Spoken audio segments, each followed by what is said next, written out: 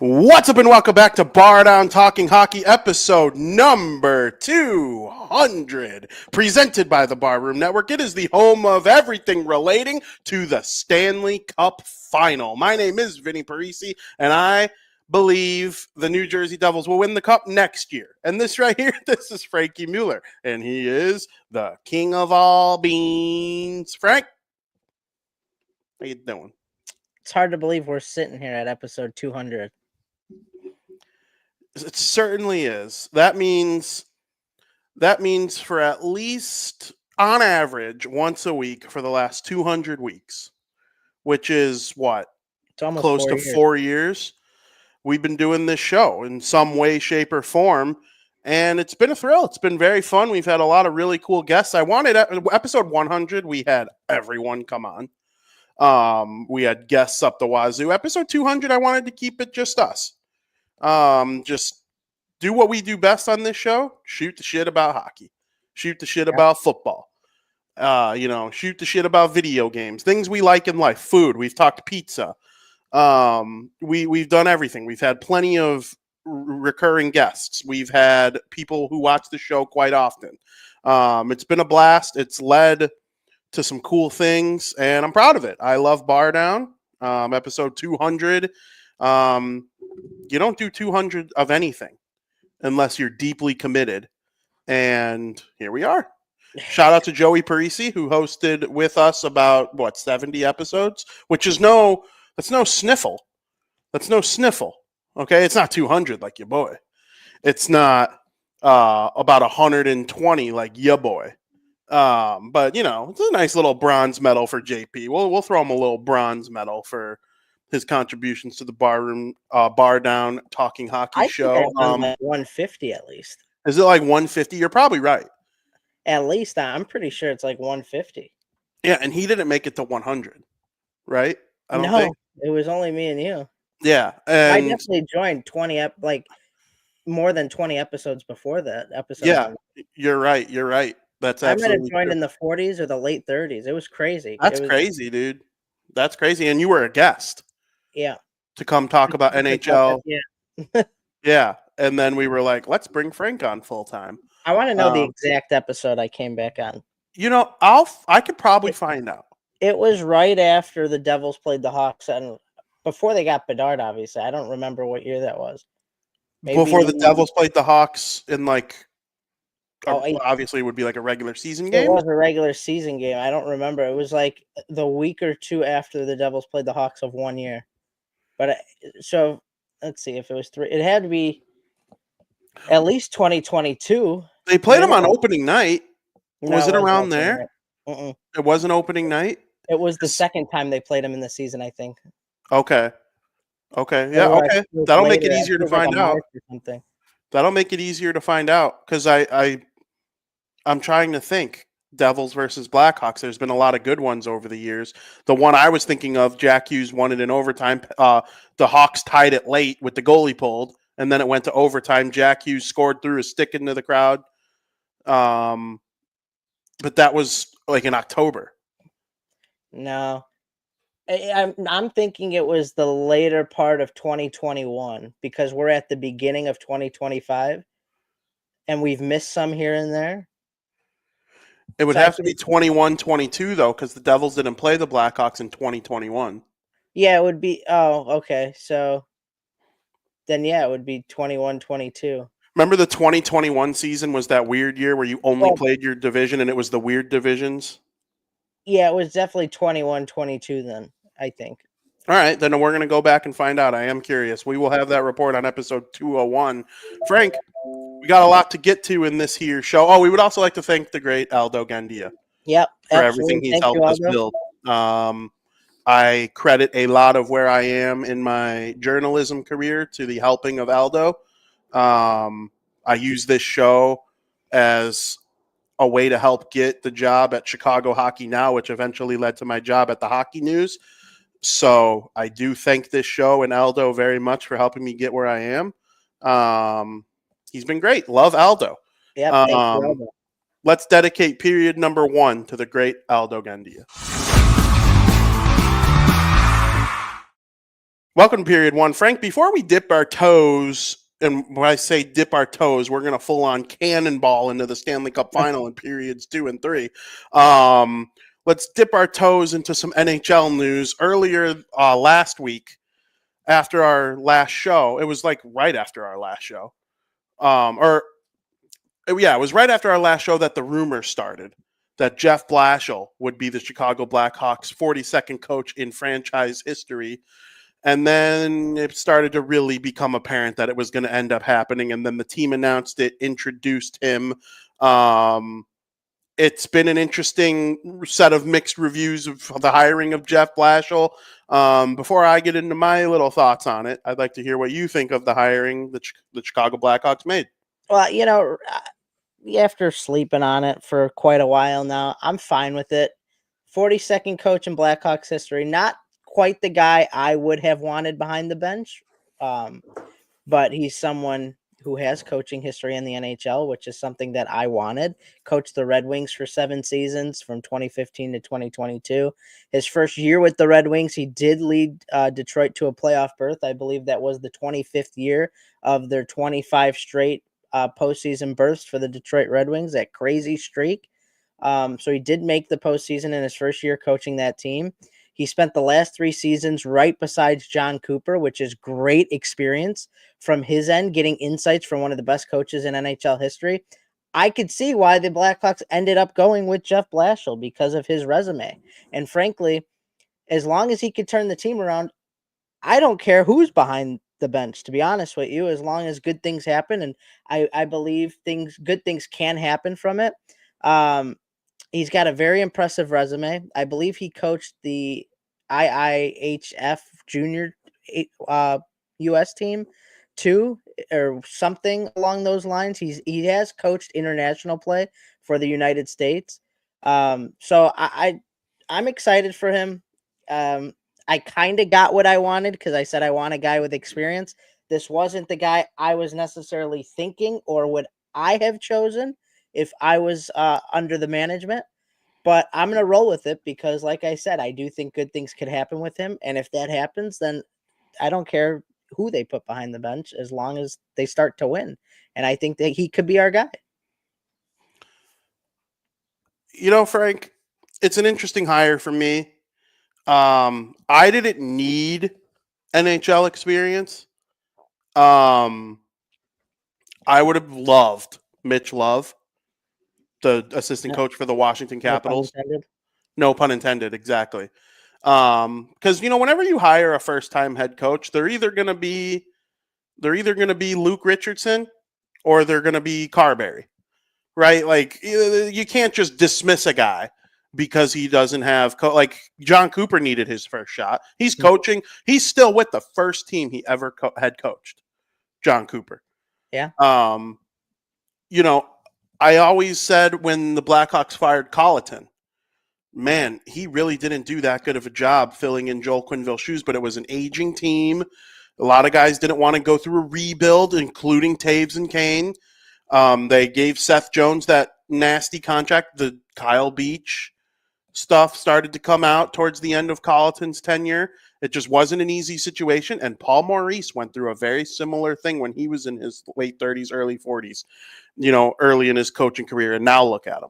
Yeah. And you'll see Colleton will coach again in the NHL. He's done wonders with the Devils. I said the day the Devils hired him, their power play is going to be sick. And guess what? It was top 3 in the NHL this last season. Stuff like that happens. I'm mixed on experience and whatnot. I do think Jeff Blashill, what he does have in his pocket, will help him in terms of his head coaching. Detroit, listen, they made the playoffs his first year as coach, and then they missed the following 6 years. I don't care. That's not all Blashill's fault. Was he a perfect coach? Of course not. You can't say a guy who missed the playoffs 6 straight seasons was, doing a tremendous job. But Datsuk retired. Zetterberg retired. Franzen retired. Abdelkader got old. Jimmy Howard flamed out. They got rid of Peter Mrazek. They didn't have Nicholas Lidstrom, and I don't think he ever had Lidstrom. But, Larkin took a step as a young player under Blashill. Moritz Seider he won I don't know if he didn't win the Calder Trophy, but he definitely was nominated. I was looking at his stats. He was there with his rookie year. He had like 50-something points, and Blashill was the head coach. There's been good development. I don't think Western Michigan wins the NCAA title this year if Blashill never has the success he did with them before his coaching career. He kind of like brought them up as a hockey program. And then now the administration that they have now took it to a whole new level. That's for them to celebrate. But still, I do believe that one really good year that Blashill had there. And then guess what? Being on Tampa Bay's bench the last years, he knows what to look for. Because like I said, Datsuk and Zetterberg were mostly gone when he was in Detroit. And Dylan Larkin's a great player. That's one. And I still think he was like still up and coming. He's not what he is now, playing for Team USA and stuff like Dylan Larkin's a wonderful player. You go to Tampa, though. The last 3 years, you're seeing Stamkos. And, 2 of the 3 years, you see Stamkos. You got Kucherov, Vasilevsky. We call him Daddy Vasilevsky for a reason. Braden Point, Victor Hedman. Those are all the guys he named by name at the press conference. He's like, I got similar situation here. I got Connor Bedard. I have Frank Nazar, the crop of defensemen, whether it be Levshinov or Rinzel or Vlasic, these 3 studs. And then there's depth on the blue line too with Crevier and Del Mastro and Allen and all these guys who are, solid defensemen even as rookies. It's a good. And that's why I'm excited. Because it mimics kind of what he took over in Detroit when he got there. Yes. And I think they're a little farther along. Detroit never really fully committed to a rebuild, and I think that's haunting them now. People who are being impatient with the Blackhawks, in my opinion, are rooting for them to be like Detroit. Get 9th place, 10th place, be competitive, maybe hold a playoff spot in January, but ultimately fall short all these years. Nah, I'm not about that. I'm about doing it right. Like, there are hard times. Look at what the Devils are going through right now. They make playoffs every year, basically now. Jack Hughes and Hischier are amongst the best players in the league. They still need a little more seasoning, though, and then I think they'll be at the top for a while. And that's the kind of rebuild that you really hope your team goes through instead of being like Detroit. Now, Ottawa got in this year. I don't think it's a guarantee that next year they just pound everyone. You got to keep building. Yeah. And, winning in the league is so hard. That's why this Stanley Cup final rematch is just so monumental, because what these two teams have accomplished is borderline impossible. But yeah, I'm a fan of Blashill. Now, at first I was like, really? That's the direction you're going to go? You're going to But then, after thinking about it and reading more and doing some research, hearing him speak. Did you see me in the video? Yeah, I did. Their VP. That was kind of turning my opinion around a little bit. You got to show me now, though. You got to go in there and you got to get Bedard where he needs to be. I do think it's funny. Nick Foligno and Connor Murphy were the 2 Blackhawks players there. And then that afternoon, David, was it Pagnotta? Who does Daily Faceoff? I forget. They put out their list of trade candidates for the upcoming season, and Connor Murphy was on it. And it's not like a made up, trade candidate list. It's inside information, like who are people looking at, what is, it's not just throwing names out. Like if Connor Murphy got moved, no one would be surprised. He's one of the 2 players there helping out with the new coach. He notably didn't speak to the media, though. Foligno did, but I think Foligno kind of got trapped. Mm-hmm. Your boy Tab was a part of trapping him. I don't know if he was trying to get away, but a couple media people went right to him and just started ripping him with questions. So, of course, I took the opportunity to go over there and get some video, but you got to try. I'm not there. I like Nick Foligno, but he's not there to be my friend, and I'm there to get stories. So it was cool. I like how his kids, one of them wore like an Ole Miss shirt. I'm like, this kid is definitely just graduating high school and he's going to Ole Miss next year. He's going to watch daddy coach the Blackhawks with all his boys in the dorm. That's going to be so fun. Yeah, what a time to be alive for them, huh? Yeah. So as of right now, I'm going to be honest with you. As currently constructed, I do not think they take a big standings step. Only because, like, what evidence do I have that that's going to be the case? The only thing I can see helping them is there are going to be a lot of teams tanking for McKenna. I've heard from people I believe that there are teams who it's going to be like the McDavid draft a little bit. The Bedard draft was kind of like it too. How many teams in the Bedard year were under 70 points? There were a lot. Mm-hmm. I could see something similar happening next year, and the Blackhawks aren't going to try and tank, I don't think. I do think if they're below a playoff spot in February, they're going to start shipping the Murphys and, you know, whoever else comes back. But right now, Donato's not signed. He's testing free agency. That's 30 goals out the window. Do I think he would score 30 again? No, but 18, 19, 20 out the window, that's tough. But you know what? Nazar's going to elevate. Bedard's going to elevate. Yeah, there's a lot of guys on this team who are going to see an improvement from last year. 100%. Just by getting another year under their belt in the league. And Vlasic admitted in like February that this is the most hockey he's ever played, and he felt his body like slowing a little bit compared like from October to January. Vlasic was the clear number one on the. He was outstanding. Mm-hmm. And then there was a little bit of dip in his play, but then I thought he brought it back up in late February, early March after the Four Nations face-off. He was outstanding in the World Championships. Congrats to Team USA for winning the gold medal. First in like 93 years on ice. Crazy. It's crazy. And Frank Nazar led the team in scoring, tied for the team lead in scoring, but I think he technically has the tiebreaker for scoring more goals.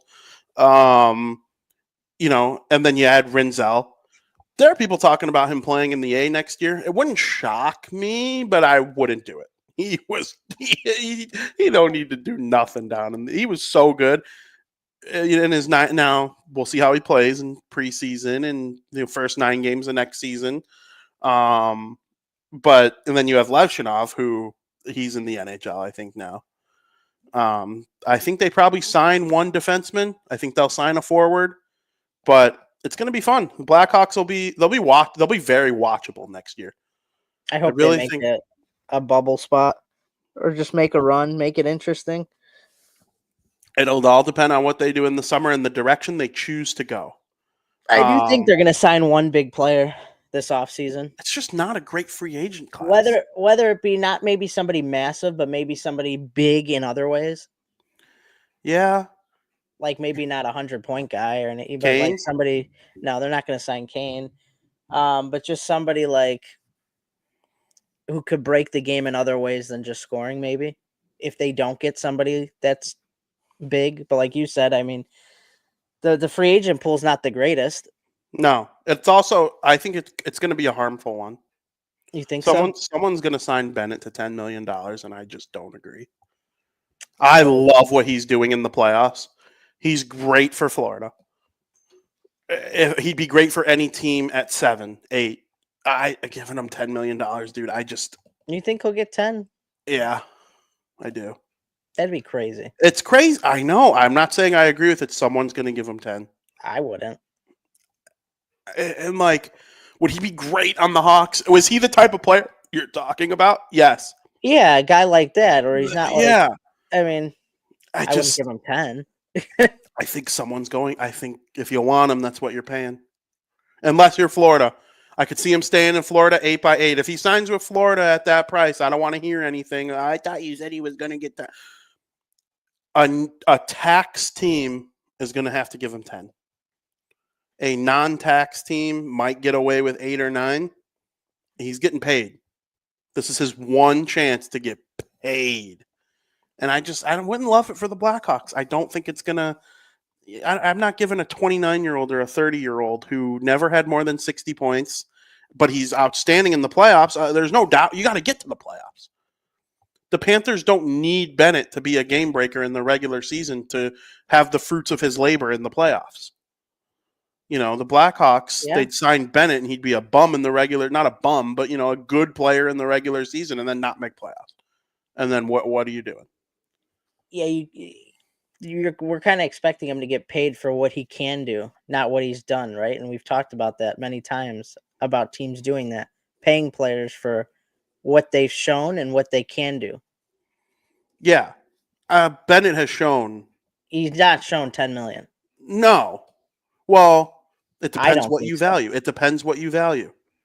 I value a mix of both offense and what you like on the ice. What do you contribute? Do you leave holes in your offense?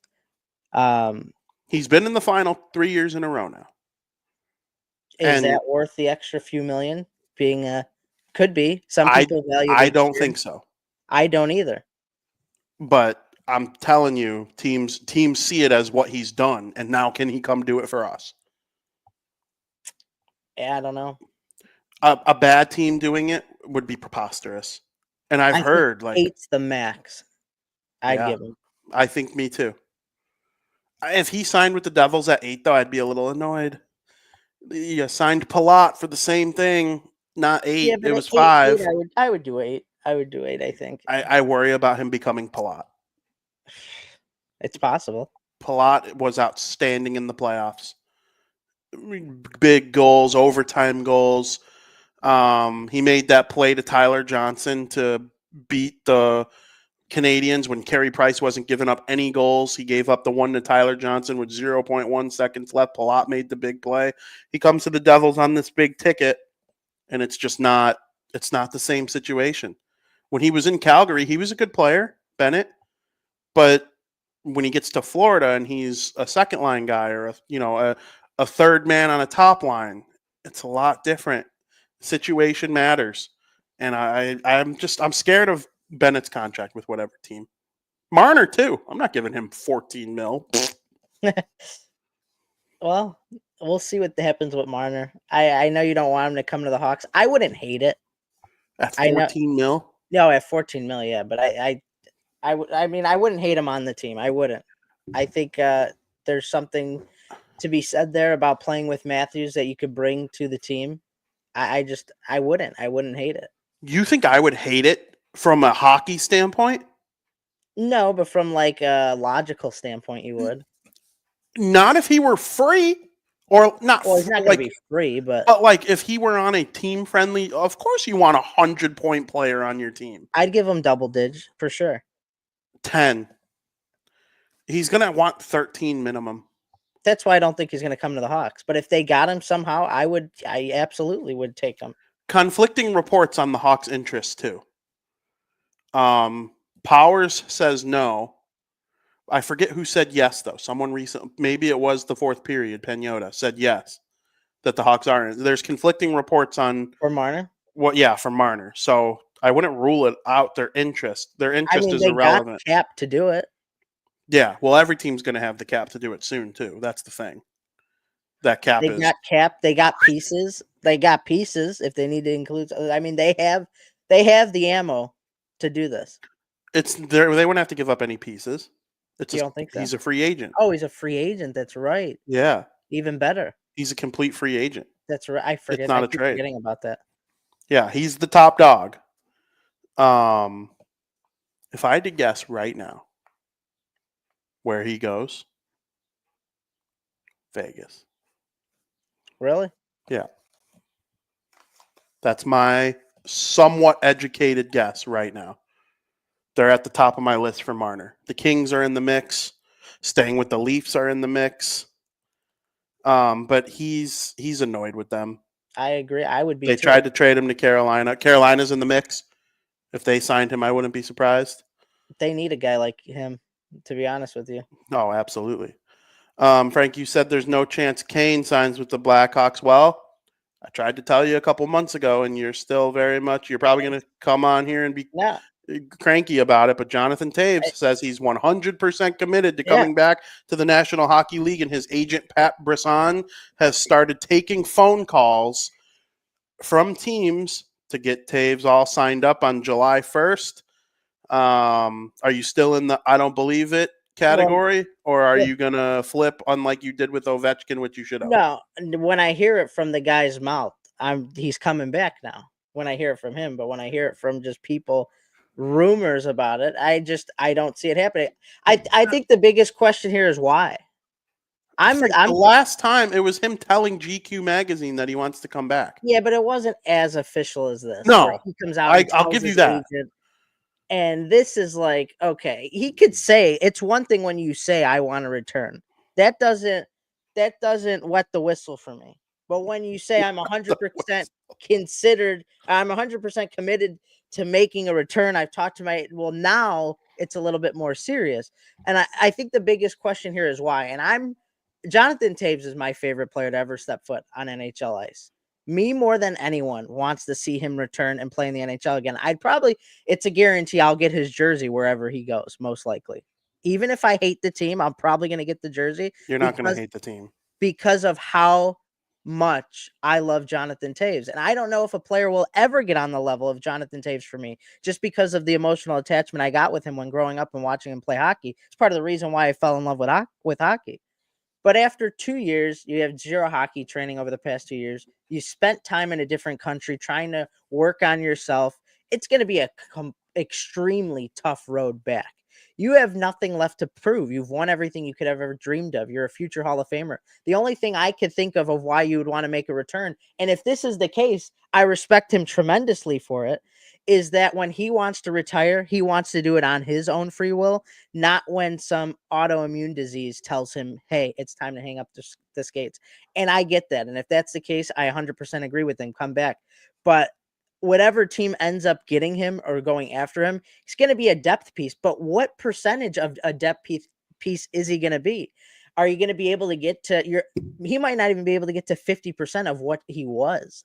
If he was what in his prime 30 goal scorer on a good year, he wasn't a game breaker. He was game breaker defensively and what he did in other ways, but scoring, is he even going to be able to get 10 goals as a depth piece?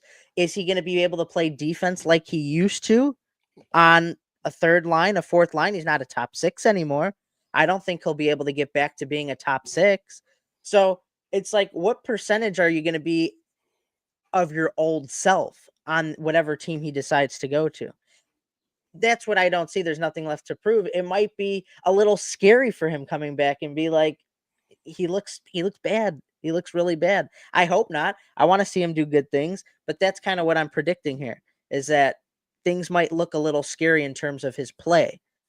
But teams are going to gamble on him. They will. There's going to be teams that are going to go out and want to get him and take a risk because they feel like, yeah, he could be a huge part of our depth. He could lead our depth. Unfortunately, I just don't see him being as potent on a team anymore. I do think he's going to make an impact. I believe in Toews more than I've ever believed in most hockey players when they say they want to do. I always say when elite athletes say they want to do something, believe them. Do I think he's going to be a Selke Trophy winner and score 30 goals? No, he never really did. Did he ever score 30 goals? Maybe once. He did. I think he did. A third line center on a good team. That's what you're looking for from Toews. That doesn't mean he's bad. That just means he's 37 years old. I could see him coming back for 2 more years, 3 more years. I really, really could, especially the wear and tear on his body from the last 2 years just isn't there. From a hockey standpoint, I know the long COVID and all that, but he's going to come back motivated. Do you have any teams in mind that you could see him landing with? There's one super obvious one. By the way, he has gotten 30 goals 3 times in his career. 3 times? Yeah. That year where he played on Kane's line under Colleton has to be one of them. I'm thinking maybe, what is that, 18, 19? Yeah. Yeah. Mm-hmm. That was his best year he's ever had in the NHL. It's his 1 year playing on Patrick Kane's line. 81 points. Yeah. Yep. There are 2 teams that come to mind when I think of Toews. Okay. For completely different reasons. Mm-hmm. First one is Vegas. Ooh, they Vegas weren't on my list. Vegas could use a guy like Taves who are gonna make the playoffs, who could be they feed off of depth on that team. He would be a great guy in the locker room to have on Vegas. And Vegas doesn't need a guy like Taves, but if you're gonna be a team that takes a risk at him, Taves is the guy you want. And Taves You just want would a love Taves Vegas jersey. that would be sick. That would be That sick. would be so sick. I'm not here to argue that. They like Jonathan Taves screams Vegas to me, just from what he could bring. If he's gonna be a depth piece, they could use a huge depth piece. Now, the other team I'm thinking of for different reasons is the Anaheim Ducks. I could see Taves going to Anaheim, rebuilding young team on the up and up. Would love to get that experience for these young guys on the team. He could teach them a lot. You're going back to Q. Now, I don't know if that's something he would want to do, but it just makes sense for a team who's rebuilding. All the rebuilding teams, I think Anaheim would be the most likely because they're on the up and up because of the situation the Ducks are in. They're just not rebuilding anymore. They are trying to win. They were That's what I trying to mean. win at the end That's of what this. I mean. So I think out of those, I think I would lean towards Anaheim or Vegas for those reasons. Two different reasons, two completely different situations. One team is arguably a Stanley Cup contender, and the other one's just trying their best to make the playoffs and trying to win. But Taves would fit in those situations, I think, either or. I had Anaheim as my number 2. I wrote them down in order. I did not have Vegas on my list. I see your points. That's absolutely true. If Vegas goes after a Marner or something like that, it's going to be hard to find space. And I do think with Vegas, he's guaranteed fourth line because they're running Eichel, Hurdle, Wild Bill as their top 3 centers, and there's just really no arguing that. So Taves would have to be 4C on that team. And that's kind of what I predict, to be honest. If he goes to Anaheim, he's probably 2C or 3C. You have McTavish, you have Zegras. We'll see what happens if Zegras plays wing, if he even stays there. I think he wants to stay there now. I hope he does. Anaheim was my team, my number 2 team. I could imagine if they signed Taves and Kane. That'd be awesome. Anaheim. And they just have like an old guy third line. And then you run out Leo Carlson. Oh, I forgot about Leo Carlson when mentioning centers too. Yeah, I mean, if you run Zegras or if you run Carlson, McTavish, Taves as your top 3, put Zegras on a wing of one of those lines, which Jonathan Taves could straighten out Trevor Zegras' non-offensive game too, I believe. I really do. Anaheim could be quite good. They were my number 2 team. My number 1 team, Frank, fits for 2 reasons. For one, he's an outstanding hockey fit. This team had Vladislav Nemesnikov as their second line center this year. Do you want Taves to be your second line center? I don't know. I wouldn't. He could prove us wrong. I do think he could prove us wrong. The Winnipeg Jets. Obviously, Scheifele is your number 1 center. He's one of the best number 1 centers in the National. But I do think Taves will consider Winnipeg. I know they are in on him. They are one of the teams calling Mr. Brisson. He's also from Winnipeg. That's his hometown team. It would be like kind of like what Kane did with Detroit. Yeah. Well, or no, he's from Buffalo. Buffalo. And who am I thinking of? Somebody just did that. I feel like Buffalo is they're not signing anyone for a while, I don't think. Tavares? That was like 7 years ago. I'm thinking of Blashill because he's a Detroit native and he coached the Red Wings. Well, that is true. That's what I'm thinking of, Detroit native. I have that on my mind. It's very possible, but yeah, it happens all the time. Guys go play for their hometown team if they can. It's always cool to see. I think he'd be dynamite in Winnipeg. I really, really do. He would fit right in. So they're my number 1 team. I have Anaheim in consideration. I could see Florida going after him. Yeah, I could too. Because they're going to lose Bennett, or if they lose Bennett, they're gonna. I could see him staying. He'd be really smart to stay, in my opinion. the grass isn't always greener on the other side, Sam. Stay where you're at. If I were him, and you can golf in between games and walk to your practices in sandals, or you could go to Toronto and have Steve Simmons in your face asking you if you hate your life every 5 seconds in the locker room and be freezing. And again, the grass isn't always greener on the other sides, bros. I would stay right there. But if he does leave, you move Lundell up to second line center. Now you insert Taves. So, I mean, can see that. part of the reason. That's part of the reason Florida's so good is because they run Barkov, Bennett, Lundell. I mean, that's as good of a top 3 centers in the league, right? Like that's outstanding. 100%. Taves, he'd fit in there. I think he'd work well with Kachuk on, maybe on a second power play unit with guys like E2 Listerainen and Lundell, obviously. Maybe if there's an injury or something, you do see Taves as a net front presence with guys like Barkov and Kachuk on a power play. Forsling, one of my favorite defensemen in the NHL. I got a big article coming up on him while we're in Door County. It'll be scheduled.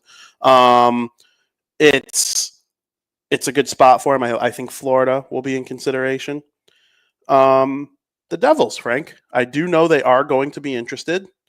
I don't know if that's a team that he'll choose. Go live on live in New York, live in what's the Tom's River is the big town that the rich guys live in. You run Heischer, Hughes, Taves, 1, 2, 3 down the middle. I don't hate that. Hey, you'd see me get a Devils jersey. That would be sick.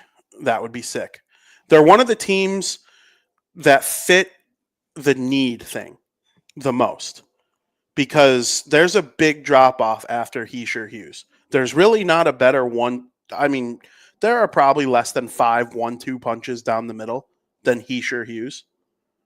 Heischer just scored 35 goals. He had 4 in the playoffs, so 39 total this season. Hughes got injured in the second half of the year, but when he's healthy, he's a 100-point guy in his sleep. He had 70 points in 50-something games this year. He was going to destroy 100 if he didn't get hurt. You throw in a Taves as a 3C. All of a sudden, if he's playing well, it's looking nice. And I had a full 5th team, too. Who was my 5th team?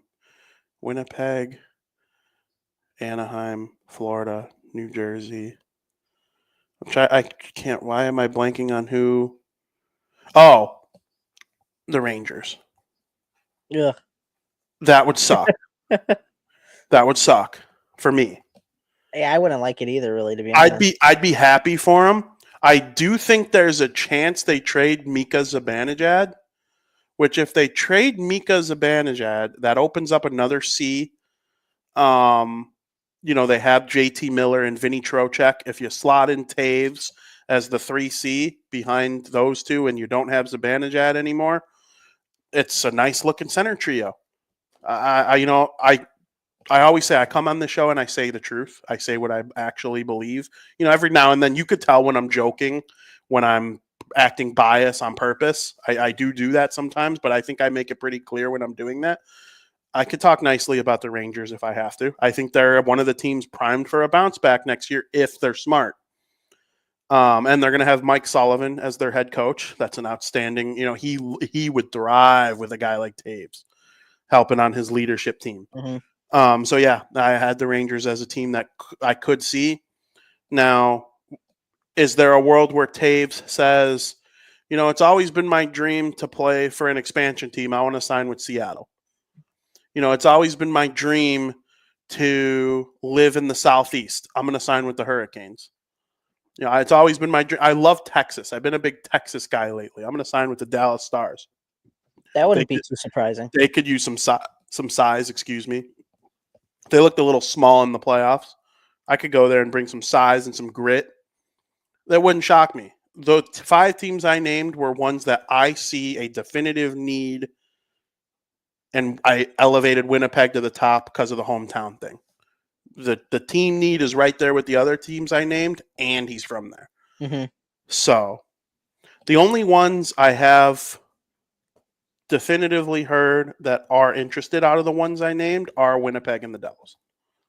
I'm more tapped into the Devils than anybody else. I would hear it, stuff like that. And then Winnipeg was reported by Saravalli. So that's when he tweets something, I believe it. You know, he's one of the S tier insiders in the league. Not Friedman, he's up there though. So yeah, that's Jonathan Taves. Frank, other head coaching updates. Sounds like we got some final candidates for the 3 remaining teams after the Blackhawks. Actually, I think Seattle's is official. Did Seattle announce it themselves, though? I don't know if they announced it Yeah, I themselves. heard. It's what's his name, who used to coach the Islanders, Lane Lambert. Yeah, He was the Islanders coach when they had that one rough year. They canned him to bring in Patrick Waugh. But Lane Lambert had to step in for Barry Trotz. The team was obviously going to have a decline when Barry Trotz. I don't hate that for Seattle, who is kind of in a tough spot. But I don't love it, to be honest with you. I don't love it I don't because either. it's just the team Trying to be is nice just to Seattle, bro. it's a weird move for them. It is for this type of team with the current roster they have. He's I don't know. I don't know. I don't love it. When I saw it, I go, he's not a bad coach, but I don't agree with the coach to coach this type of team. Yeah, It's one of those things where it's gonna end up exactly how it sounds, where me and you are going, oh, I don't really get it, why, or he shocks the world, right? Like Elliot Friedman said on 32 Thoughts, and then it made me think. I like listening to Elliot. He makes me think. He said making the playoffs and beating the Avalanche a couple years ago was the worst thing that ever happened to the Seattle Kraken franchise. They thought that they were somewhere they weren't, and it led to a couple bad mistakes, like giving a lot of money to Chandler Stevenson, kind of, rushing Shane Wright a little bit. Now they slow played Shane Wright this year, and he scored 19 goals, and he's still 22 years old. He's probably going to be a pretty good player. I think him and Slavkovsky, which you compare them because they were the top forwards in their draft, coming in, they're both about just over half a point per game. So the numbers there, but Slavkovsky's a big, physical, mean Timo Meier type forward. So I think he has the slight edge for that reason. Logan Cooley obviously goes number 1 if that draft is redone. If you're taking a forward, we'll see who ends up being better between, Nemitz, Korchinski. Frank Nazar might go in the top 5 in a redraft there. Actually, Frank, I'm bullish on Rinzel. Would I rather Rinzel than Nemitz at this point? I might. Wow, dude, he's unbelievable. Nice kid too. Tall. Just you look at him and you go defense, defender. Oh yeah, he's sick. Nemitz scored an OTGWG in the playoffs. I'm sure that'll help his confidence coming into this upcoming season against Carolina. Yeah, me too. He's a good player. So we'll see who ends. We're talking redraft of a draft that was 3 years ago, but I was trying to like propel Shane Wright, and but Seattle, man, they've made some goofy moves. Yeah, it doesn't make sense to me. I kind of view Lane Lambert and Dan Bilesman in the same coaching sphere too. I kind of think they have similar coaching styles. So I don't agree with it. I don't. And then the Boston Bruins and the Pittsburgh Penguins are still pending. It sounds like the Bruins coach is going to be Sturm. Why am I drawing a blank on his first name? Nico? No, Nico Sturm is a defender on the Wild. Hold on. I'm looking it up now. Marco Sturm. No. Yeah, Marco Sturm. Marco Sturm, if you Google highlights from the 2010 Winter Classic, Marco Sturm scored the game-winning goal for the Bruins in their Winter Classic win over the Flyers. Patrice Bergeron made a sweet feed to Sturm in front of the net. Sturm taps it in and throws his hands up in the air and goes into the glass. Sick Bruins goal. Yeah, And he's probably going to be their next head coach. It's not confirmed. I've heard Woodcroft is in the mix. Retaining Joe Sacco is in the mix. And yeah, that's it. It's probably going to be one of those three. I do think it's going to be Sturm. okay. So that'll be Woodcroft's interesting. got to go somewhere. I think he misses this coaching cycle because we're on to the Pittsburgh Penguins. And it sounds to me like Love is going to end up being their head coach. And I love that for them. I really, really do. Now, is he stepping into, did I want to see him go into a better situation? So if things go south in Pittsburgh, people are going to blame him, even though this is Malkin's last year. Letang probably has 1 or 2 years left. Crosby's got, Crosby's not retiring, but the thought is it's there. He's definitely getting close to the end now. I don't know. I do think it's going to end up being Mitch Love. I haven't really heard much else officially about other options for Pittsburgh. So we'll see where that goes. It is funny bringing in a guy from the Capitals organization to coach Pittsburgh, but that Hershey Bears, Washington Capitals coaching tree, it's hard to argue with. It's hard to argue with. Oh, absolutely. So we'll see how that goes. What do you think about those options for the Bees and the Pens? Or do you think the teams are just going to suck anyway? I think they're both going to hire freaking Scotty Bowman in his prime and freaking still suck, probably. I think they're both going to be pretty bad. I think they're both going to miss the playoffs, to be honest with you. No matter who's coaching. Pittsburgh for sure. The Bruins can kind of choose their own destiny, I think. If the Bruins have a strong offseason, I do think they could. Like, they were in a playoff spot. They were like 2 points out of a playoff spot when they traded Marchand. And then they traded him and Carlo, and they fell way off and ended up with the 4th worst record in the league. Yeah, they lost some key pieces there. It's going to be tough. But with a big offseason and a good coaching hire, could Pasta have 100? And McAvoy got hurt in the Four Nations face-off. Yeah, it all depends, obviously, what happens in the offseason. They are a good offseason away from being a bubble team. Pittsburgh, I don't think there's anything they could do this offseason. But I wouldn't do it if I were the Bruins.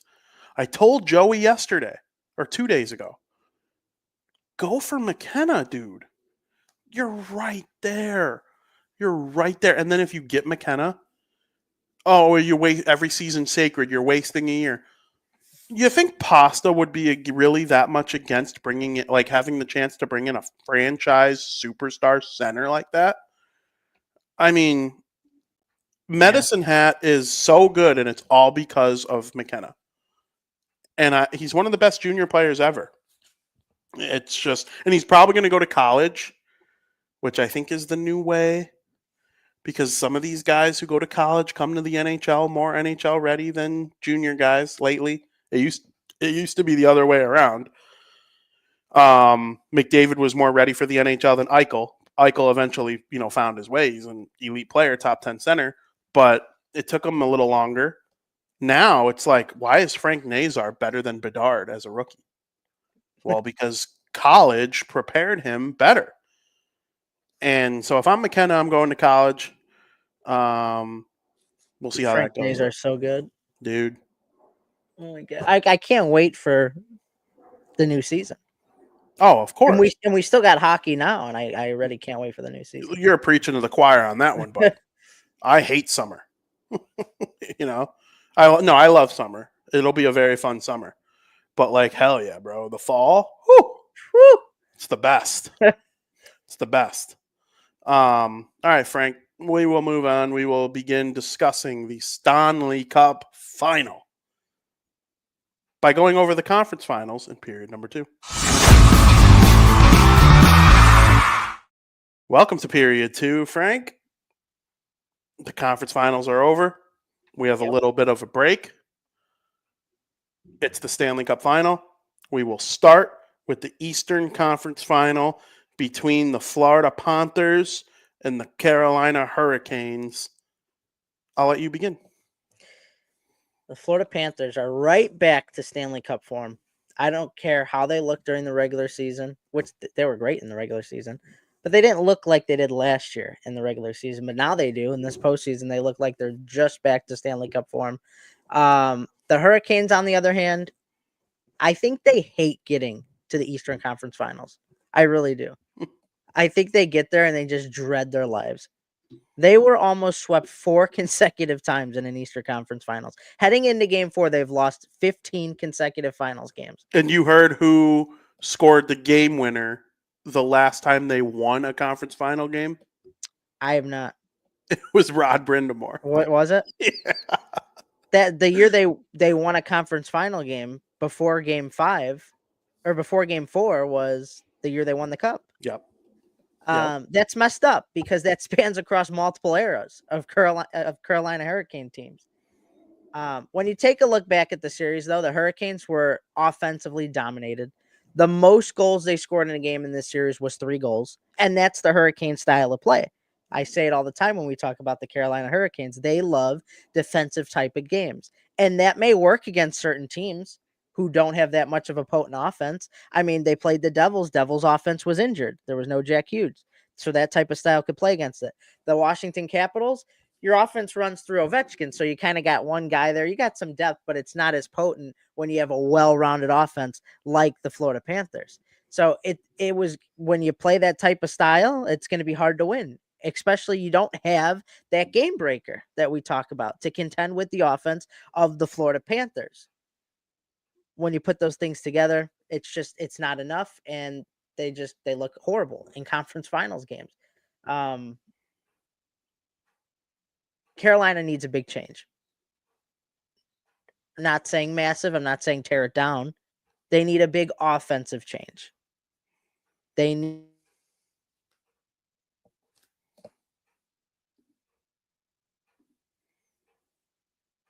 I can't tell if it's me or Frank that a guy like Nathan McKinnon. That would have been huge for.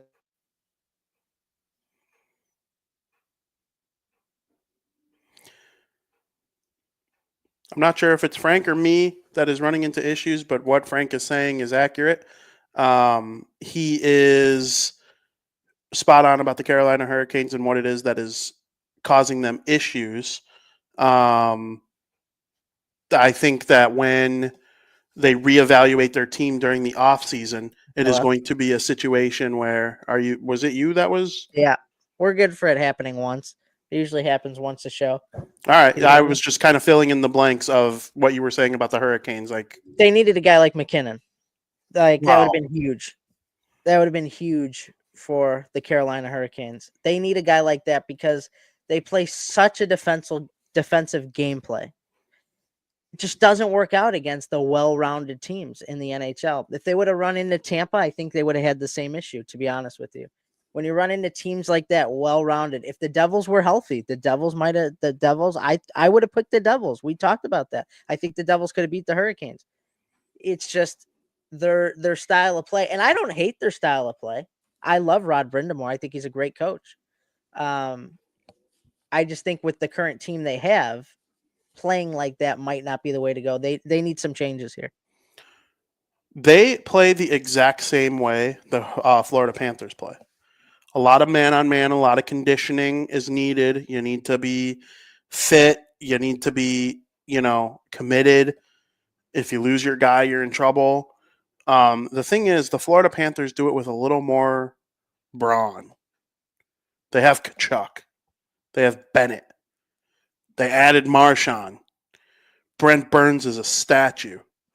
They're more well-rounded, obviously. I don't know why I said Brent Burns, though. He's on Carolina. But, Forsling, the only team that may be able to compete with Carolina's defense right now is Florida, with Forsling, Jones, and Ekblad leading the way. And then this Nico Mikkola all of a sudden decides he wants to be a superstar defenseman in the playoffs too. I mean, it's unbelievable to watch them match up against each other because Florida makes the entire Metropolitan Division look bad. Everyone's crapping on the Metro. I'm like, no, Florida would have just done that to anyone. Yeah. They basically did do it to the Leafs, but the Leafs won the first 2 games of the series somehow, and they had a 3-1 lead in the third game. Oh my god, that's crazy. The Leafs would have smoked Carolina. Leafs. The Leafs would have smoked Carolina. It's crazy. I wholeheartedly believe that, and I think you do too. The Leafs. The Leafs. They freaking blew it, man. They blew it, and they blew it to a team that they shouldn't. If it were any other team, they wouldn't feel as distraught for losing Game 7. It's the way they lost Game 7. It's the way they had a 2-0 series lead. They had a 3-1 lead in the game. They blew their chance. They would have beaten Carolina, and then you take your chances against Edmonton. It's crazy to me that this could have been an all-Canadian matchup if the Leafs would have just showed up in one more game to get the performance that they got. We're turning freaking Panther Hurricane talk into the Leafs. It's just hard not to think about. It is. It's hard not to think about. I mean, Florida, this is what they do. They thrive under the pressure. They really had no pressure against the Hurricanes. Do you think they have an on-off switch, though? I do. I think they have. They can just decide, okay, we're taking over now. They weren't able to beat Fred in the second half of that Game 5. Fred just stood on his head, and there was nothing anybody could do about it. But for the most part, they have the ability to just turn it on. And they're losing 2-0 in Game 5. And then the second period starts, and they score 2 goals in 30 seconds. I wonder if it's like, are we not going to burn ourselves out? Like, we're just going to play mid throughout the series. If we get in trouble, we're just going to flip the switch on, like you said, and we're just going to go all out. You know, we're up 3-0 to the Oilers last year. All right, we're going to win. We're going to try to win. You know, we're going to play. Oh, wait, it's Game 7. All right, hold on, Game 7. All right, now we got to get going. And then they get going. You know, I think 3-1 in a series. They probably felt that way in Game 6 and lost, but because you got Mick Dragon and Leon on the other side, it's a little more different. But like for the most part, I agree with you. It is mostly like just play your game, shift by shift, period by period. We'll likely win because we're better. But it just seems like there's a switch where like they can take it to even another level when they need to. Yeah. There's no team in the league I'm more a believer that they could tie the game with the goalie pulled than Edmonton. Mm-hmm. Florida's right there, though. They just have – there are so many weapons on the ice at all times. I mean, they have 4D. They have 4D who I think could step onto the Blackhawks right now and be their – well, last year. I think Rinzel, Levchinov, and Vlasic take big steps. But, like, for the last handful of years, Mikola, Seth Jones obviously was there. Aaron Ekblad, what a star he is. The 20-game suspension is the best game that happened to him. He came into this playoffs as healthy as he's ever been in the playoffs, and he's looked it. 100%. And then Forsling wasn't a Norris Trophy nominee, but don't you be surprised. And this is from conversations I've had with people who have votes. I'm trying to earn my vote. My goal is either next year or the year after. That's my next goal. I believe Forsling will have a top 6 finish in the Norris Trophy voting. He is that good.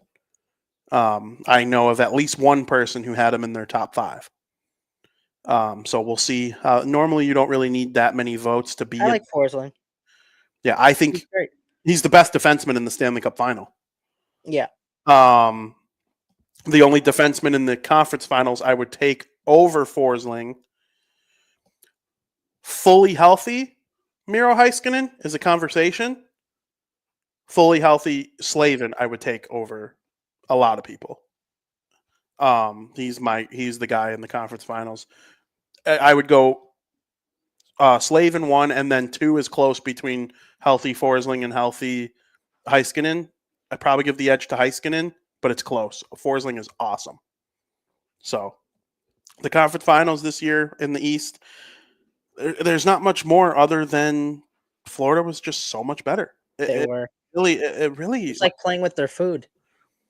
Carolina played better in 4 and 5, They're cursed, especially. man. Uh, what was that? They're cursed. They just can't. When it comes to the finals, the conference finals, they're cursed. I don't know. You They're, shouldn't be on the brink of being swept every season in the conference finals. I don't care who you play. they don't have the game breaker. I know, but we're spanning to different generations. They haven't had a game breaker in several generations. It's ridiculous. It's hard to have one of those guys, let alone multiple. Like, okay, who's the best player? Who's the best forward on the Carolina Hurricanes? Aho, maybe. It's Aho. To me, it's absolutely Aho. He'd be the Devils' third line center. That's what I'm saying. Like, But I would take it Heischer works and against Hughes over Aho, but it works against certain teams. That's why they have such a good regular including the season every Devils. year. Because that style that they play, it works against certain teams. It's just not built for the long game. Yes, that is true. And I don't think it has many more years of working. Eventually running the same thing over and over again and losing in the conference finals is going to get stale. They could use a Marner, to be honest with you. Do they need a wing though? No, but they need a guy. They need a guy like that. They need a guy. Is Marner in that system? Look at what happened to Rantanen. Yeah, I get it. I would take Rantanen over Marner. Well, yeah, I would too. It's close, but I would take Rantanen over Marner, and he just didn't work there. He scored 1 goal. Yeah. He scored 1, and it was against the Hawks. Yeah. I think they need, like, I think Barkov would thrive in Carolina. He would. He basically does play in that system now. Yeah, because he's Kachuk. So yeah, but he could also have 90 points. Right. He's a game breaker. He's going to go to the Hall of Fame. He's probably going to win the Selke Trophy again. Maybe. Yeah, I don't know. It's hard to figure out. I can't believe the thought of moving on from Rod would even cross my mind. But if the same thing happens next year, it's going to be hard. It's going to be hard to think of any other way to, like, do something. You got to run it back for them this year. This year, yeah. You give him another chance. I think he has 1 year left on his deal too, which is fitting. Yeah, you give him another chance, see what he could do, see if they can make any moves this offseason, and yeah, see what he could do. I get it. And then over in the Western Conference Final, very similar situation, and nobody wanted to listen to me. I got people telling me, listen, I like the Dallas Stars. I'm going to go first here. Okay. I like the Dallas Stars. They scared me when they went into the playoffs on a 7-game losing streak, and Colorado almost proved me right. And then the big third period by the big moose, Mikko Rantanen, he somehow, looking back, beating Colorado was so incredible for Dallas, because I think either of the two teams would have beat Winnipeg. Winnipeg put up a better fight than I thought they were going to, honestly, and they were lucky to even be in the second round. And there was going to be a clear come down from what happened against St. Louis for them. But then you get to the conference finals, and I have a hard time thinking Colorado wouldn't have put on more of a show against them. I watched Dallas, and not only does Edmonton just roll 4 lines, unlike any team in the league, maybe Florida. Obviously, they're meeting each other in the final, which is, fitting. If McDavid and Draisaitl go a little quiet, well, Connor Brown can't stop scoring. I know he's a little hurt. He's going to be back for game 1 of the Stanley Cup Final. Henrique is scoring. Corey Perry scoring. Before he got hurt, Zach Hyman scoring. Ryan Nugent-Hopkins is third in the playoffs in scoring. They're getting contributions on defense from, obviously, Evan Bouchard. He's one of the best playoff defensemen in terms of offense in NHL history at this point. They're getting contributions from, they insert Jeff Skinner into the lineup. He scores. Yeah. They frickin' start Stu They pull him for Pickard because things weren't going as well as they did for him last year. Pickard wins 6 in a row, then gets hurt, and they put Stu back in, and he looks incredible. He looks incredible. That happened last time too. Statistically, when he's pulled, because I think this is back-to-back years now where Pickard's come in or he's been pulled for the backup, he's come back better than he did previously. Yep. 8-1 all time in game 4s. Undefeated all time in game 5s, I think. Skinner. He just gets better as playoffs move along, as series move along. It makes them hard to beat because of the offense that they bring on top of it. It wasn't even close this year, and they should have won game 1. I mean, let's call a spade a spade. They were winning, and then they just took too many penalties. So you saying they should have won is unfair because Dallas earned the penalties and they scored on the power play. But the discipline on Edmonton in game 1 just wasn't where it needs to be, and they corrected it, obviously. Yeah. But, I mean, this series, man, I thought it was going to be Oilers in 7. That was my prediction going in. That's not what happened. I mean, it was a throttle. It was both series on both sides were very, very similar. Just a complete throttling of one side from the other. McDavid and Draisaitl are probably 2 of the 5 greatest playoff performers I've ever seen. I saw a stat that McDavid passed Patrick Kane in career playoff scoring. That's not surprising. What do you mean? Well, not just seeing his production, it's not surprising. They're yeah. Frank, Patrick Kane won the cup 3 times. He played in all those games. He was clutch. He's the only player in NHL history with an overtime winner in the second round, conference finals, and Stanley Cup final. He's one of the greatest playoff players ever. When I saw McDavid had more points in the playoffs than him, and he's not even 29 years old yet, I about fell off my chair. Yeah, see, I don't. I didn't know that, and it doesn't surprise me just because of how dominant they've been with the scoring in the playoffs. I mean, I'm not surprised McDavid does like alien things like that.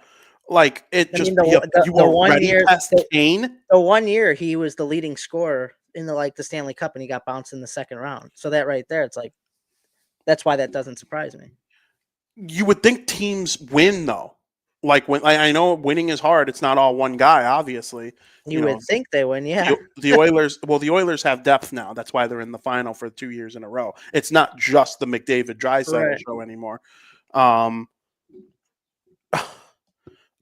Passing Patrick Kane, dude, that's crazy. It is crazy, but yeah.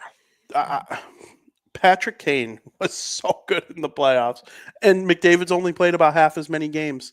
It's crazy. The guy is just unbelievable. I can't say enough nice things about him. He's the greatest hockey player of all time. This series was one of the best defensive series I've seen out of the Oilers. This is a team that's not normally known for the defensive games because, we got the scoring. We're just going to outscore our opponents. It's one of the best defensive series I think I've ever watched from an Edmonton Oilers perspective. First of all, coming into the series, the scoring absolutely disappeared for the Dallas Stars. They were getting scoring from just about everyone in the first 2 rounds. They were the hat trick machines of the playoffs. Granlund had a hat trick. I mean, they're just getting scoring from everywhere. Games 2 through 5, they only scored 5 goals, with 3 of those goals coming in game 5. So this was a team that averaged nearly 3.5 goals during the regular season. Scoring fell off a cliff after game 1. Special teams absolutely killed the Dallas Stars. They had a dominant power play during the playoffs, 32.1%. Man, I would love the Hawks to have a power play at 32%. They had 3 power play games in game 1. After that, they went on a 1-for-9, 1-for-10 run on the power play. Their penalty killing finished at 79.7%. It was horrible. And you take penalties and are that bad against the Edmonton Oilers and one of the best power play groups in the league, it's going to bite you. And it did. It did, especially in game 5. Poor decision from Peter DeBoer to pull Ottinger after he allowed 2 goals on 2 shots. That felt like panic. That was panicking right there. You don't pull your goalie after giving up 2 quick goals in the first period. For a goalie that's kept you in more games than I could count, you don't hang him out to dry in the final game of his season after giving up 2 goals. That was a really turning point in the game. You ride with him. Yeah, he gives up 2 early goals. I give it if you're down 4-0 after the first and you want to come out in the second period with DeSmith, I get it. But 2 quick goals in the first period, you hang them out to dry. I don't agree with that. I do not agree with that. I think Ottinger's a lot better than what DeBoer made him seem to be in that final game. I don't agree with it. I think there was panic that set in, and it was just a dumpster fire at the end there. It was. It was also a power play goal and a breakaway. Neither of the goals you could fault them on. No. You don't pull them. Would you like a save? Of course. That's what the goalie's there. But like, I blaming it on Ottinger. One of two things is going to happen, and I know we have some love for the Stars on this podcast for obvious reasons. I share in rooting for people I like's favorite teams. I am loyal to the Oil. Everybody knows that.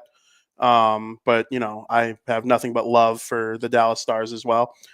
One of Ottinger is requesting a trade, or Peter DeBoer being fired is next. That they cannot run it back now.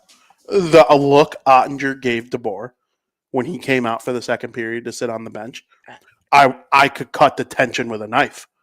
I mean, I couldn't believe, and you might remember when they chose to start using Robin Leonard over Marc-Andre Fleury in Vegas, and his agent Alan Walsh posted that picture of the sword going through Marc-Andre Fleury with the word DeBoer on it.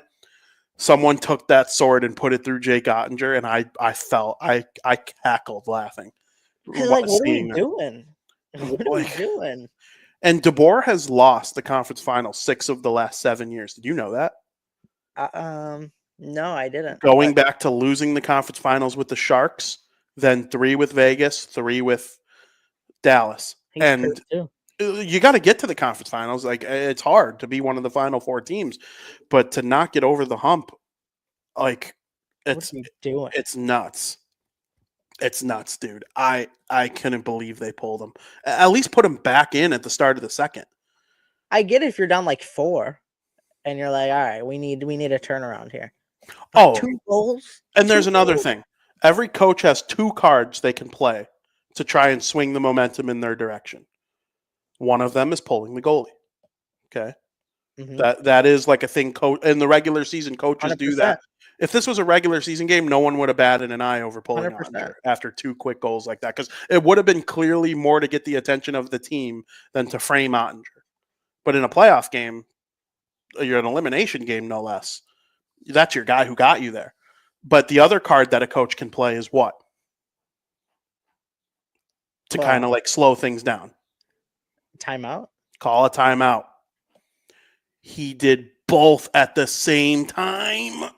Well, what yeah. are you doing? Frank, that never happens. Oh, I'm not agreeing with that. It never happens. A coach never calls a timeout and pulls his goalie at the same sequence. It never, ever, ever. It's like against the unwritten laws of coaching. You used both of your momentum-changing cards on one play, and he let Ottinger skate out to the net and then pulled him after the timeout? What are you doing? I couldn't believe it. I was dumb. You got it's. I wouldn't have even called the timeout, to be honest, after 2 goals. No. In the first place. I agree with that, especially with it being a power play goal and a breakaway goal. You score Panic 1. Set in. If he was panicking. If you score 1, if Robertson makes a nice play or something, now it's a game. It's 2-1. Yeah. You put into Smith and he gives up a first goal like right away. That's a bad look. I cannot believe a timeout and a goalie pull on the same. I'd be pissed. I'd be pissed if I was Ottinger. I'd give him a look because you're here because of him. He's made great overtime saves. He's been a brick wall. The Otter protects his dam. The Otter protects his dam. I've tweeted about his great saves because he made a wonderful save. Was it against Winnipeg? It might have been against Winnipeg in an overtime game. Yeah, no, yeah, Otter, it was that game. It was like 6. trending. Otter protects his dam. It was unbelievable. Yes. 2 goals and you're out on him. That's crazy. It's just dumbfounded. He deserves to be fired. He does. I'll say it right now. They need or Otter pulls a Patrick Waugh. No, we don't. We're not going to reward DeBoer for this one. We're not going to let him get his way. Well, we're going to stand our ground. In Montreal, I think the coach was fired and the goalie was traded. Wow. Because the same thing happened to Patrick Waugh. He got pulled in a bad situation like that. If Ottinger's traded, DeBoer won. He I won the guess. battle. This And is a then mental after the game, well, he's lost 5 of 6 games to Edmonton in the playoffs in the last 2 years. That's not a small sample size. Just take the bus and roll right over Ottinger multiple times, back and forth, back and forth, back and forth. Peter DeBoer used to coach the Devils. Yeah. I know the type of coach. Like, I remember dealing with Peter DeBoer now 9-0 in career game sevens, and always in the conference final, and he even got the Devils to the conference final. Like, this guy's, as a coach, he's mostly just ended his seasons in conference finals or cups. And the thing is, they're probably going to run it back with him. I don't want them to. I want them to find a new coach. I don't think so. I would be shocked if both DeBoer and Ottinger return. Like, if Ottinger requested a trade, I would not be surprised. That was a fireable offense. It was horrible. I especially calling a timeout also. I wouldn't have called a timeout, but I get it if you do. You gave up 2 quick goals. Like, let's reel it in here. Let's call a timeout. But Otter, get back in there, man. The most important save is the next save. The most important goal is the next goal. Just because he gave up 2 goals on 2 shots, that might have been it for the game. It doesn't mean he's going to give up 3 goals on 3 shots. It's not like he's just going to be asked the rest of the game. It's 2 goals. That happens sometimes. He might have gave up 2 goals the rest of the way. And then Dallas, they started scoring. Who knows what the case may have been? Would he have given up that 3rd goal that DeSmith did? We don't know. It could have been completely different. Absolutely. And it's one of those things where I was dumbfounded. Absolutely dumbfounded. Frank, will you take a minute and just talk about Peter DeBoer and Ottinger for a second? Yeah, that's fine. It was crazy. I mean,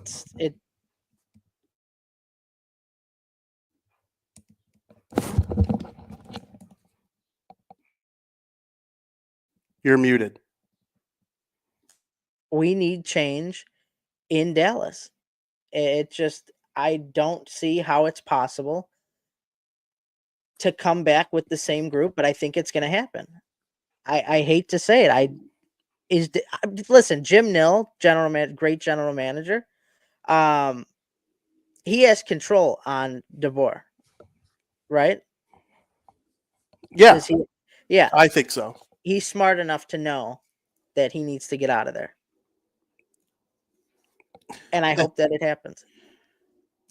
Something's going to happen. They can't run it back with that. And also, Dallas is too small in certain areas. They're too old and slow in other areas. I don't think Jamie Benn returns. I think that's it. I'm not going to say he's going to retire. It's just Jamie Benn played a game in his career where there was a lot of wear and tear on his body, more than most players.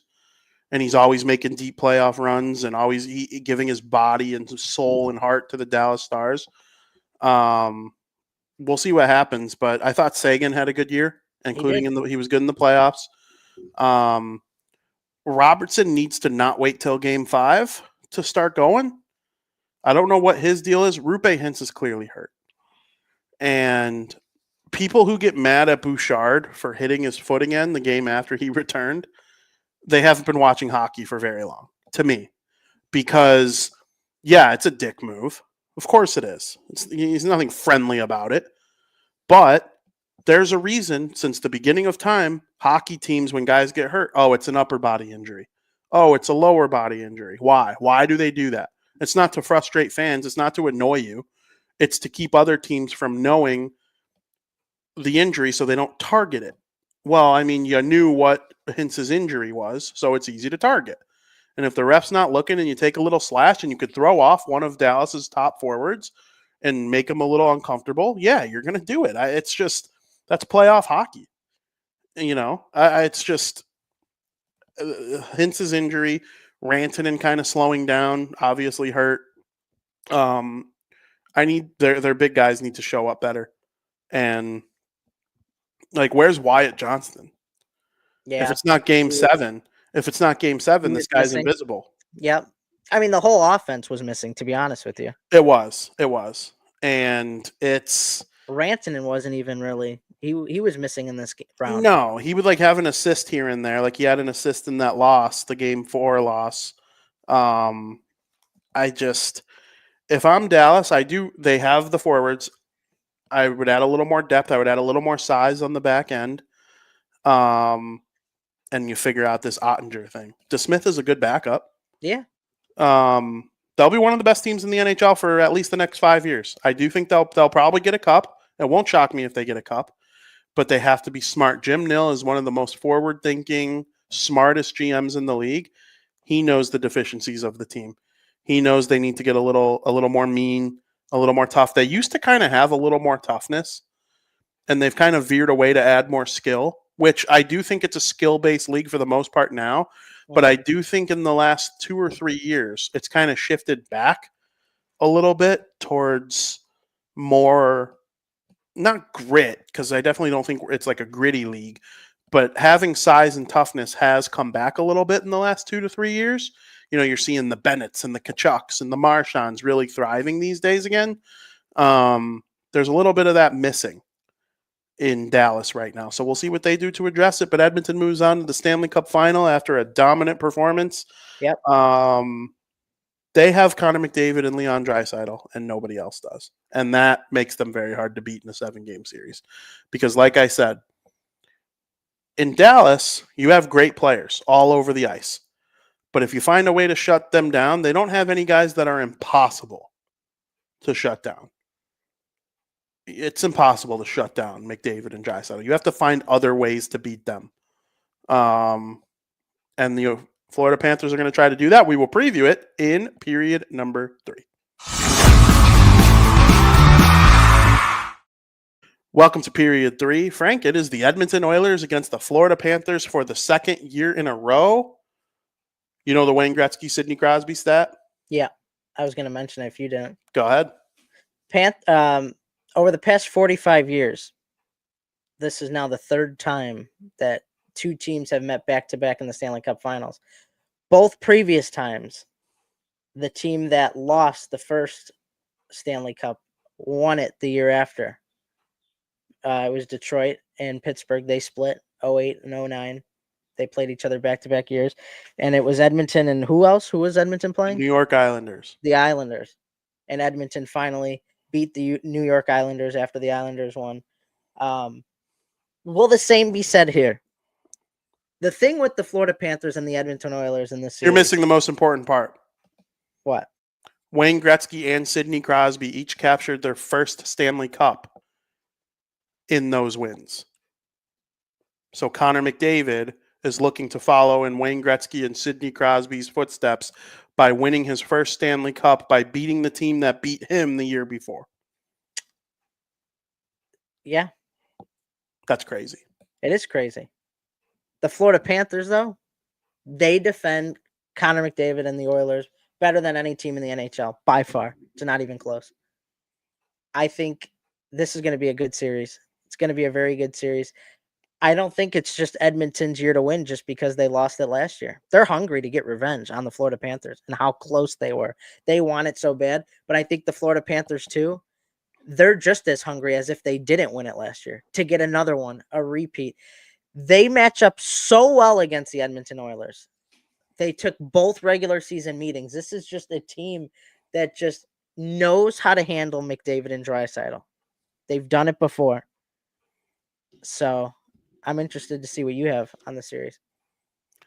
I think Florida's time is up. They have been the best team in the NHL for the last 3 years. I still think they might be. I think Edmonton's going to win the series in 5 or 6. I really do, because Florida, they had a tough 7-game series with the Leafs. They played 100+ games in 3 straight years. This just like the Oilers have smoked everyone. They went down 0-2 to LA, and they looked bad. They did look bad. Horrible. And then they had that game where Hiller challenged a dumb call, and the Oilers tied it and won it. They were about to go down 0-3. They tied it and won it. And I came on the show the next day and I said the Kings just lost the series. There's no way that they gave the Oilers they gave them an inch, they take a mile, and they have turned into a different team. You touched on how they've been good defensively. Well, Connor McDavid gets asked about it in the locker room. He gets kind of pissed. He's like, well, yeah, we can defend when we want to. Everybody says we can't defend. Like, we can play defense. Yeah, we score, but yeah, we can play defense too. And he's right. They can. They absolutely can. His speed is unlike anything I've ever seen from a player. His motivation is unlike anything I've ever seen from a player. The fact that they lost last year really wouldn't influence me on any other team except for a team led by Connor McDavid. He is the identity of that team. He has not stopped thinking about losing the Stanley Cup final for 365 days. I wholeheartedly believe that. You can tell from the way they handled the end of every series, they barely cared that they won the conference. You know, baseball teams, they crack me up. Every series they win, they go in the locker room and pop champagne like they won the championship. Edmonton, you couldn't get a smile out of those guys. They touched the trophy. That was trying to reverse the juju from last year. People were like, well, I saw a video there was a video viral that the viewing party at Rogers Place, and people got. I'm like, that kind of makes us Oilers fans, look bad. Do you not know he didn't touch the cup last year and lost? Yeah. Or didn't touch the Campbell Bowl and lost? Tkachuk did the same thing. They lost to Vegas after not touching it. Then they touched it and won the year after. Now, if Edmonton wins, Tkachuk can do whatever he wants going forward if they ever win it at Prince of Wales Trophy again, because he's won and lost with both. But he'll probably always touch it because his win came touching it. Crosby did the same thing. Didn't touch it against Detroit. Lost. Touched it against Pittsburgh. Won. It's funny. The Hawks never touched it. The Hawks never touched and they won it every time. And they won every time. So I assume if the Hawks ever get back there, if it's Bedard or whoever's the captain, they won't touch it. But if they lose, they'll. Yeah. Zach Parise did not touch it when they lost the Stanley Cup final. So I've always thought if the Devils were to get back, I'd be team touch it. But I don't think they would because it was so long ago now. But it's crazy to me to think about Edmonton and what they've been through and how this year was just kind of status quo all year. You didn't hear anything crazy from them throughout the year. McDavid didn't have 150 points. He had, I think, what was it, like 105? And he missed some time. Yeah. But there was a little more commitment to defense and winning, I think, this year. Everything Knoblauch has done in the playoffs so far has been right.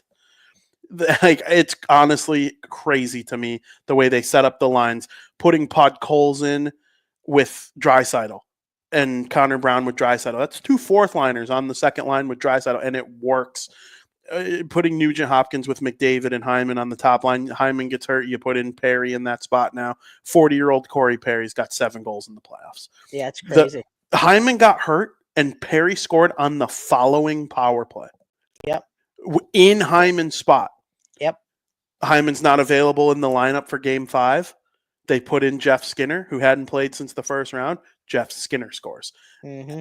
They pull Skinner, put in Pickard, win 6 in a row. When Pickard gets hurt, you go right back to Skinner. Marty Brodeur in his prime, basically. It's everything Knoblauch has touched has turned to gold this playoffs. It does have Team of Destiny feel because I do think some of their opponents have made dumb, boneheaded mistakes to help Edmonton win. Because Edmonton, they benefited from Hiller being a boob multiple times in the King series, especially the challenge on the goal. I cannot believe they challenged that was such a clear goal, and they challenged it and put the all-time greatest power play on the ice, and they scored the game winner there. It was never the same from that point on. There was another boneheaded mistake that Hiller made that I can't remember. There was a second one, though, and I can't remember. The challenge sticks out, but then they play Vegas, and they make Jack Eichel look terrible. Jack Eichel was bad in the series against Edmonton. One of the best players in the league. They shut them down so bad. Hyman just kept hitting Pietrangelo over and over again, dominated him. Then you get to Dallas. Peter DeBoer pulls his all-world goalie, his Team USA caliber goalie, and hands Edmonton Game 5 on a poo-poo platter, ready to go. And now they're in the Stanley Cup Final. What are they in the playoffs? Would that be 12-4? But Yep. they're 12-2. They're 12-2 in their last 14 games. They've lost twice since being down 0-2. They've just been so dominant. And listen, everything I'm saying about Edmonton can be mostly applied to Florida. They had the 7-game series with the Leafs. That was their closest bit of adversity. And sometimes the team that doesn't face, well, you can't say Edmonton didn't face adversity. They were 5 minutes away from being down 3-0 to LA. That's pretty adversity. I guess I didn't even really think of it that way. So they have kind of dealt with some adversity. It's kind of like the Leafs having a chance to go up 3-0. Yeah, exactly. And the Kings fans are probably saying right now, like, what if? Yeah. What? Because the Kings could have beaten Vegas in hindsight. I would have picked Vegas going in, but I probably would have been wrong if they played like that against the Kings. Yeah. I probably would have been wrong. I probably would have picked Dallas against the Kings. I probably would have been wrong because the Kings probably would have defended the hell out of them, and Kopitar and Denault would have probably done just as good of a job of shutting down the top guys on Dallas. I don't know. It's a big what if there too, but I'm high on Florida. I think they're outstanding. If they won their second straight cup, I really wouldn't be all that surprised. You added Marchand, you added Seth Jones. Marchand's been one of their best forwards in the playoffs. He's a playoff guy. And Seth Jones, they don't win Game 7 against the Leafs without him. They sacrificed the first round pick this year in Spencer Knight to get him, which is a hefty price to pay for a defenseman that is probably going to come in and be your number 3. But there are nights where he could be their number 1. Yeah. And, they're deep. This fourth line that they run out is awesome every time. If they put Jesper Boquist in, he finds a way to score. If they put in AJ Greer, he finds a way to score. My guy Vitek Vanacek, the backup goalie. Love that for him. But I just don't see a team beating Edmonton 4 times out of 7. It's going to be close. It's going to be a good series. They've proved that they could beat this team. Yeah. Like I said, even in the regular season, they both wins. Are both teams better than last year, in your opinion? No. I think both teams are worse than they were last year.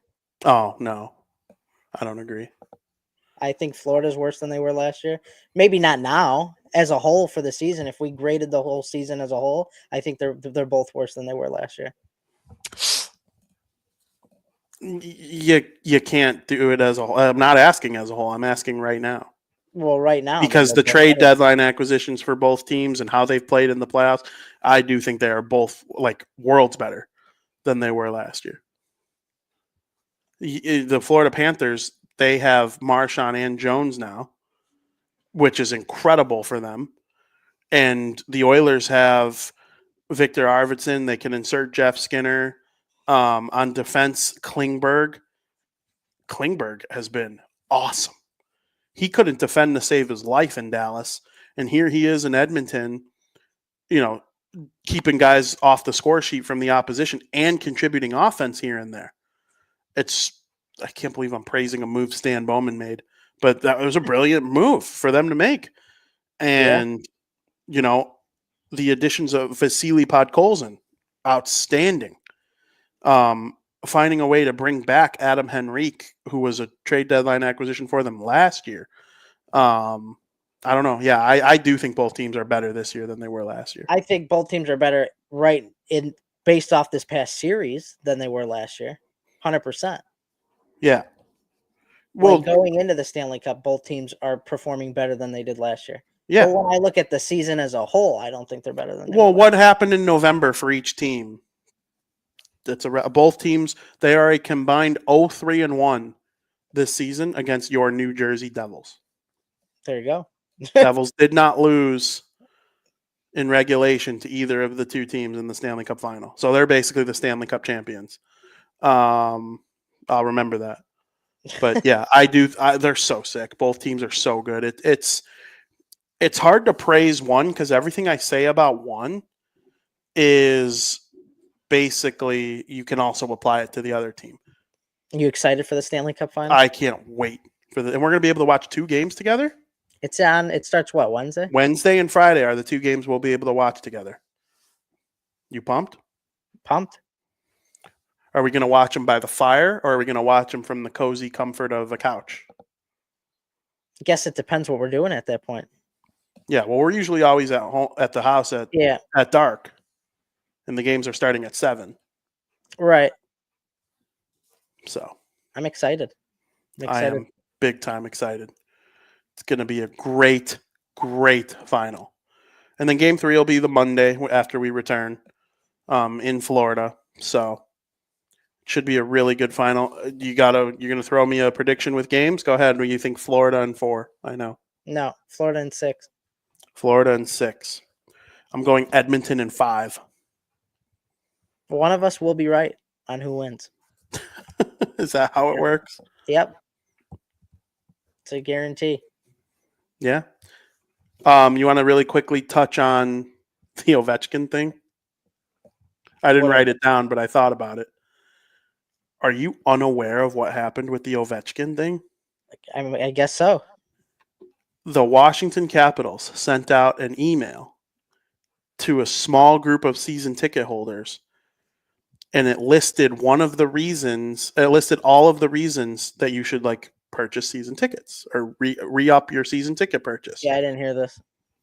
You don't want to miss this, this, and this, including Alexander Ovechkin's final season in the National Hockey League. And it started a shitstorm. And people are like, Ovechkin's retiring next year. This is it. He'll score his 900th goal. I'm thinking to myself, okay, he probably wants to go play in Moscow after this year. It's probably, I didn't lock in 1,000 goals because it's just a matter of whether he wants to or not. I do believe if he says he's going to, he's going to. He could score 103 more goals in the NHL. I have zero doubt of that if he wanted to. I don't think he wants to. I do think that and so the Capitals PR here, I'll pull up the exact thing that the Capitals PR tweeted out. Hold on. I wish the Blackhawks had a Twitter page like this. It would really help me out a lot if the Blackhawks had a Twitter page like this. They don't. They said, no decision has been made on Alex Ovechkin's future following the 2025-26 NHL season. An email was sent out from an individual with corporate sales department that mistakenly alluded to next year being Alex Ovechkin's final year. That means it's his final year, in my opinion. Probably. The intern that did it didn't mean to put it, or didn't mean to send it. It got out. It's not the way they want to announce it. Ovechkin probably wants to announce it himself, or the team wants to announce it. But that wasn't put in there by mistake, in my opinion. It was sent by mistake. I do believe next year will be Alex Ovechkin's final season in the National Hockey League. I do. Get your season tickets. What a mistake. Don't want to miss it. Someone asked Elliot Friedman if they would fire him. What do you say? No. Because I'm always of the opinion people make mistakes. I would never fire someone over a first offense if there was no clear ill will. Mm-hmm. I need ill will to fire you on a first offense. Now, if it happened again, then you're just an idiot. You're not qualified to do the job. But I need ill will to fire someone on a first offense. That's my personal opinion. I hear you. Elliot said no because, he gave some spiel about how mistakes happen. These things are, sacred, and he would understand why the Capitals would, but it's not that serious, right? We all, Ovechkin's 40 years old. If, retiring or playing 2 more years max it's one of the two. I do think he's not retiring from the hockey for at least a handful. He's going to play at least 1 or 2 seasons in Moscow, his hometown, for that KHL team. But if he wanted 1,000 goals, I'd go get it. He'll certainly get 900. He'll get 900 by accident. If he doesn't get to 1,000, I'll spin it as well. Now the door is open for Matthews to break the record and us have another magical moment like that in 10 years. And he's got to stay way healthier than he's been, though. He's on pace. But, yeah, that's that story. Wow, I did not know I that. meant to write it down, and you wouldn't have been as caught off guard. I apologize. But, No, I get it. I didn't realize that. yeah. It was actually our Capitals reporter for the Hockey News that first debunked it, Sammy. Really? Yep. That's wild. So it'll be interesting to see when they announce it, how they announce it, if they announce it. Maybe that was just an educated guess what I said. Nothing. He could easily sign an extension for 2 years, and I want to score 1,000. Because you figure, what does he score next year? 35, 40? That'll put him about 60 out. He could go 30-30, score 1,000. 42 years old. That'd be sick. If you say so. That'd be sick. You ought to start saying "if you say so" to me. I'm just telling you what. Yeah. I mean, damn. Every time I tell you about a draft prospect, they turn out to. Bowen Byram's the only player from the 2019 NHL draft that has won the Stanley Cup, not including Spencer Knight, who was a backup. He was a third string, actually. Yeah. Boquist, hated it. Told you right away it was a terrible pick. I wanted Booyam for the Blackhawks. Look at him. Oh, my God. He's ended the last 3 seasons with some kind of championship. Good old Zeev. Zeev. The Minnesota Wild are so lucky. Freaking Zeev. Oh, my God. I told you Taves was coming back. I told you Ovechkin would break the record. My God, am I on a good run. I'm bad at predicting series or outcomes of games. Everybody is, though. Otherwise, my wedding would be paid for, and I'd be in a mansion because I'm so good at gambling if I were good at predicting outcomes. But individuals, start listening to your boy VP, Frank. I'm going to tell you what. I'm going to put this take out on social media, and everyone's going to disagree with me. And then in 5 years, everyone's going to go, VP, how did you know? How did you know, dude? Oh, yeah. The Blackhawks should retain the 3rd overall pick and select James Higgins. He is the best player in the draft. He will be the most productive player in the draft. I no longer care about his size. I did some thinking. I did some watching. I did some writing, some reading. I would take James Higgins 3rd overall and watch him destroy the National with Connor Bedard. All right. College guys are so much more prepared. It's crazy. Higgins, I'm tweeting it later today. You like Higgins? I am in on. Listen, I think Misa's awesome. If Misa falls to 3, I'll take him. If Misa falls to 3, Higgins won't be on the board. They're not both going to be on the board. Right. If Misa falls to 3, that means the Islanders took Higgins, in my opinion. Because nobody needs Schaefer in the top 3 more than the Sharks. But I don't know if the Islanders are going to take him. They might. They could take Schaefer. And then I think the Sharks would take Misa. I don't think it's a lock the Hawks take Higgins. I could see him falling to the Mammoth at 4. It's just my opinion. I look back at the other drafts that were similar to this. Who's the best player from the 2022 draft? Cooley, college, undersized. Who cares? The way Nazar has come into the league and dominated. Not dominated, but put up hella points. Mm-hmm. Smaller forward. Like Will Smith, awesome. These college guys were in the age. Okay, Misa had 150 points against CHL competition. It's not the same. And McKenna, there will be a learning curve for him. That's why I want him to go to college. I don't know. I'm leaning towards Higgins now. I'm going to put out a mock draft soon. Leaning towards Higgins, huh? I mean, the way you're reacting, you don't think I'm crazy. I don't think there's really any right answer. I'll take either or. There's not. Well, if I asked you in October who's going to be the number 1 pick in the draft, you would have said Higgins. Yeah, but now it's different. Yeah, and my question is why? I don't Why know. is it different? We get to see more of these kids. We get to know them a little bit better. We haven't seen We Schaefer. we get to know the needs on certain teams. We know Well, who yeah, of won course. the lottery now, which we didn't back then, and Yeah. who the possibility of who's going to take who and stuff like that. Yeah. I like Schaefer. He's very talented, very good player. He's hardly played. He's been hurt all season. I think he played like 30 games, maybe less. I would have to look up his exact games played. I don't know. I'm backing on Higgins. I want Higgins. That's fair. Well, yeah, watch. If the tweet does numbies, though, there are going to be some haters. Well, there's always 'Cause- going to be the haters. Yeah, 100%. Because everybody knows the draft so well, right? You know, I'm happy with how my evaluations in the last 5 years have gone. You know, I have pieces out there making claims about draft, and a lot of them have been done well. But like, I could go on a dark streak. I absolutely could go on a dark streak. GMs lose jobs because Kyle Davidson's on a hot streak right now. Better hope it lasts. I hope it lasts. That's what I'm saying. I'm excited though. Ooh, I can't wait for the draft and the final Me and too. free I can't agency. wait. Oh my God, there's And so next much. season. Summer hockey's the best, bro. There's a lot. There's a lot to look forward to. All right, Frank, it's time for America's favorite podcast segment of the week, the 200th edition. No. No, but we used to do overtime. Yeah.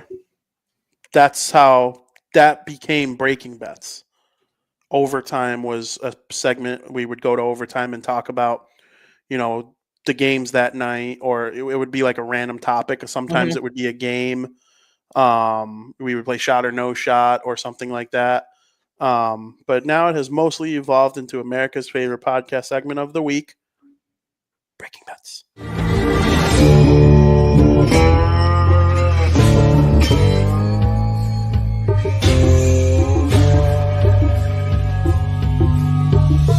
Where's my money, bitch?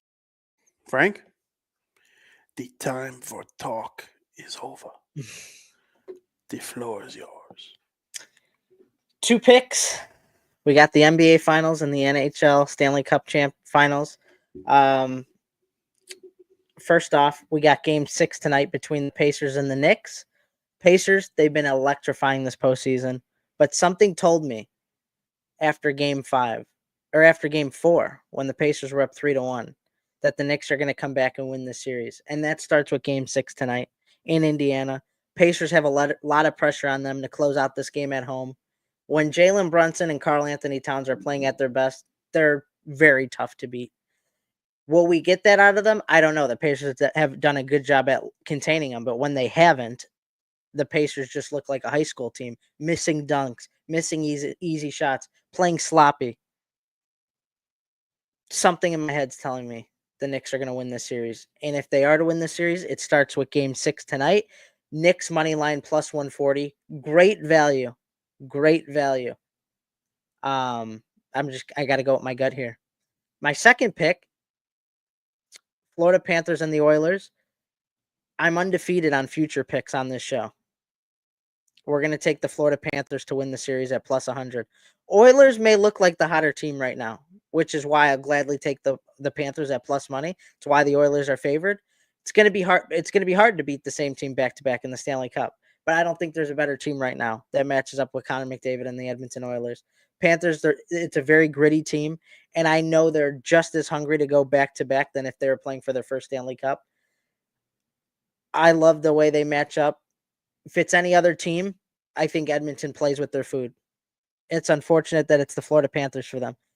Plus value, plus 100. We're going to go with the Florida Panthers to win the series. Those are my 2 picks for you. We'll see. We'll see if that streak continues. We shall see. It's going to be very fun. 2 really, really good teams. Lots of stars all over the place. Yep. The storylines are off the hook. Back-to-back rematch. You have Connor McDavid trying to win his first cup against the team that beat him the year before. Brad Marchand's back in the final. Is Bennett going to leave after the series? The handshake line all of a sudden, oh my God. Do you know about this? What? The handshake line drama. No. Frank, after the Eastern Conference Final, Paul Maurice goes up to Rod Brindamore, and it looks like they have a heated debate. And people think they're like fighting. No, they're debating whether or not they should go in the handshake line. Paul Maurice believes that it's for players only. That's But crazy. the thing is, he agreed with that with Berube before the second round series against the Leafs started.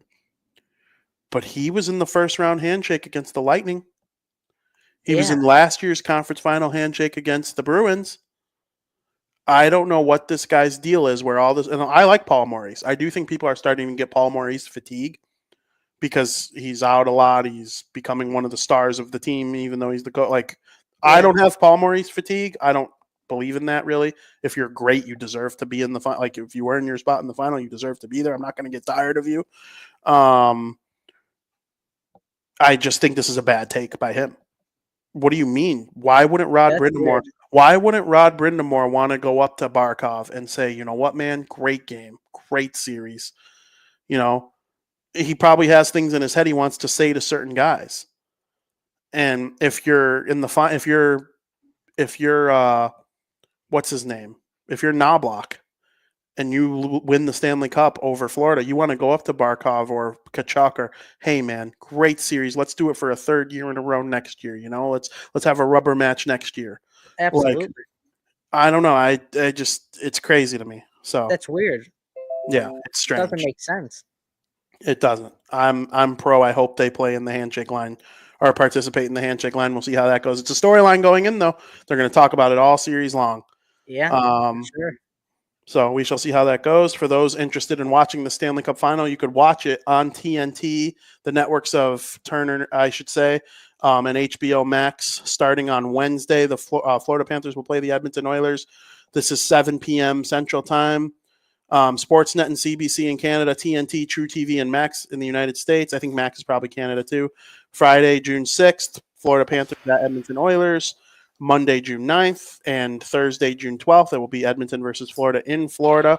And then, if necessary, Saturday, June 14th, Tuesday, June 17th in Florida. Friday, June 20th would be Game 7 in Edmonton, if necessary. Edmonton has home ice this year. Yeah, they didn't last year. So that's the big difference. I hope everybody enjoys the Stanley Cup Final. I hope everybody has enjoyed episode 200 of Bardown. Crazy. If you're just tuning in now, you can go back and watch it on YouTube. It'll be on Apple and Spotify in just a few short minutes. 200 episodes, man. Damn. 200. It's crazy. Like you said, not a lot of people get to 200. No, and it's not to come in here and talk hockey for this long. You have to watch, you have to pay attention, you have to read, you have to get information. You know, I'm not just pulling this stuff out of my arse. I really haven't missed too many playoff games this year. I come on this show and I deliver what I believe is informed conversation. So it's been good. It's been a good run. For sure. So we'll see. I want 201 to be probably a Stanley Cup Final recap. We'll see how that goes, though. It's been fun. It's been a very good time. Thank you for everything, Frank. Thank you for all the work put into the show. Everybody for watching. Foster, Mom, Dad, Katie, everybody who's in the chat. Tom, Aunt, Foster, I think I said, Beetlejuice. Good crowd here in the morning.